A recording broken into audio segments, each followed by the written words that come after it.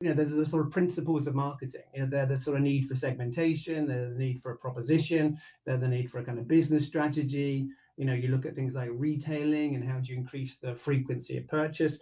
And it sort of dawned on me that we've become so obsessed with everything that's different and everything that's shiny and everything that's technologically sophisticated.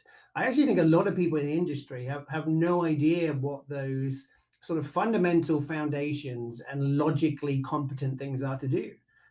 We've become so obsessed with sort of immediate performance and hacks, and a fancy kind of retargeting message that we've sort of forgotten those principles. So my kind of question really became a sort of theoretical exercise, which is if you went back to the 1920s or 30s and you got the CMO of De Beers or Pears Soap, or Coca-Cola, and you put them in a meeting room today, what would they think? They'd be so sort of perplexed at how immediate everything is. They'd be so sort of confused as to why we couldn't rely on our instincts to do our job well.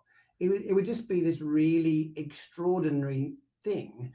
And the sort of assumption is somehow that they'd be bad. The assumption is that because they hadn't seen TikTok, they wouldn't understand the cultural zeitgeist. The assumption is that because they don't know the latest technology with DMPs and DSPs and they don't know how retargeting works, that they do a bad job. And I guess my kind of contention is maybe they would do things that were really important really well, and maybe we'd end up in a situation where we'd end up learning more from them than we expect.